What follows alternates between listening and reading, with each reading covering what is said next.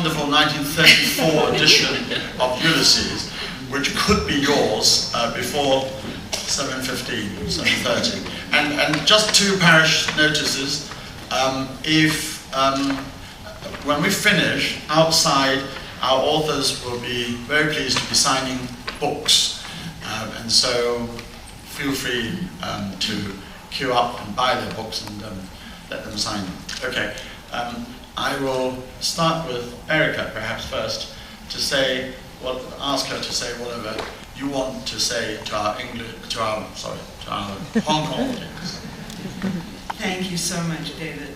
I'm going to read perhaps a paragraph of the book that made me notorious, and then I'm going to speak a little bit.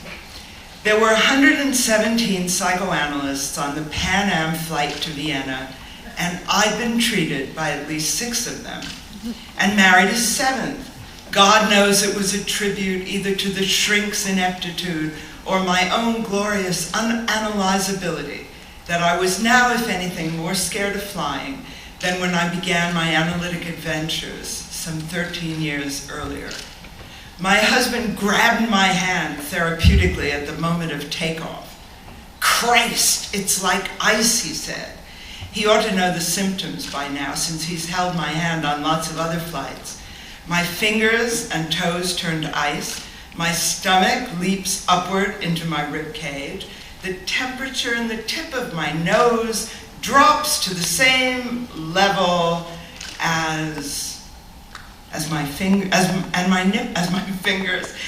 nipples stand up and salute the inside of my bra, or in this case, dress, since I'm not wearing a bra, and for one screaming minute, my heart and the engines correspond as we attempt to prove again that the laws of aerodynamics are not the flimsy superstitions which in my heart of hearts I know they are.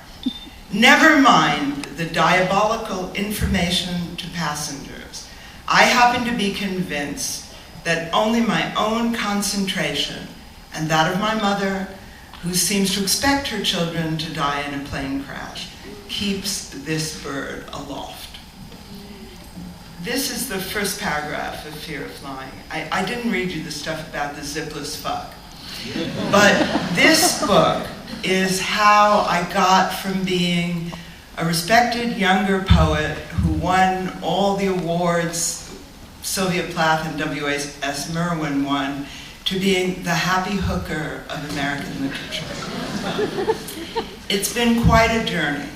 And it's taken 40 years, and I've written 3 historical novels and 7 books of poetry and many other articles and reviews and pamphlets and God knows what. And I have come to understand what it's like to be a woman writer in a world in which women are still looked at as breasts and pussies. So I have learned from my journey that we are absolutely not equal yet, but people are beginning to put us on panels. And for that, I'm eternally grateful. What I really like to do here tonight is share some of my poetry with you, but I know we're not allowed to do that because publishing a book of poetry is like dropping a rose petal down Grand Canyon. But I want to say that I always wished to be a woman of letters, that my ideals in writing were people like Jonathan Swift and Boswell. I was an 18th century scholar. I didn't want to choose a major in the great graduate school of life, which Americans tend to do. I wanted to write feuilletons, pamphlets, political things, poems, novels, satires. And I was a poet who fell into the perhaps bad habit of writing novels. So I do believe that a woman can be a person of letters. And I take great delight at this point in my life, 40 years on after Fear of Flying, of encouraging young women writers and telling them that they can do anything they want to do. And if my work has encouraged young men and young women to write freely about their lives, their feelings, their sexuality, their parents, the iron bands that hold them, the things they wish for to make them free, then I feel very lucky and very blessed. Very lucky and very blessed. I believe that I was put on this earth to be a communicator. I am a teacher. I love teaching writing, and I love encouraging young writers to know that they can fly. So that's who I am, and I'm grateful to be back in Hong Kong, a city I absolutely adore. I'm grateful to all of you for inviting me. I'm enormously grateful to Sir David for making it so much fun with his stories and his jokes and wonderful food and wonderful company.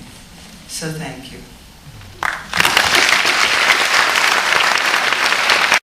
And when I arrived in England, and of course I could then write whatever I would like to write. I could fulfill my dreams as a writer. But at that moment, then I lost all desires to write. Because suddenly I came to this new world, which is like Mars, and there were so many new things, and I just wanted to absorb the new life, and I just wanted to enjoy myself.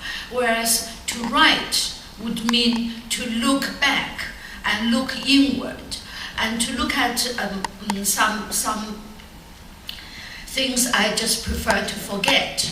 And my father and my grandmother both died in the Cultural Revolution, and their death were the most painful spots in my heart.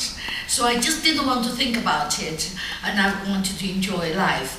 And I had such fun. When we first arrived, we were not allowed to go out on our own. We had to walk in a group. The 14 of us were all wearing the Mao suit, the blue kind of uniform, and we were quite a sight in the London streets. And there were many rules. We mustn't do this, that, and the other. One particular rule was we mustn't visit an English pub, because the Chinese translation for pub, 酒吧, suggested somewhere indecent with nude women gyrating. And of course, I was full of curiosity. I was torn with curiosity. And I realized that there was a pub just across the road from the college. And one day I sneaked out of the college, I darted across the road, and I pushed the door of the bar open, and of course I saw nothing of the kind. Just some old man sitting there drinking. And I was very disappointed. And so my life was, I did many first things for people from mainland China. And I didn't want to write the book. But in 1988, my mother came from China to visit me. This was her first trip abroad. And for the first time, she told me the stories of her life and the stories of my grandmother and my father. And once she started, she couldn't stop. She stayed with me for 6 months, and she talked every day. While I was listening to her, and I said to myself, I've got to write all this down. And then I suddenly realized, how I wanted to write, and how I wanted to be a writer. And it was also as though my mother knew that I had this unspoken dream, and my mother was making it possible for me to fulfill my dream. Because when I was out working, my mother would be talking into a tape recorder. So by the time she left, she had left me 60 hours of tape recordings, and I then wrote Wild Swans and became a writer. Thank you very much.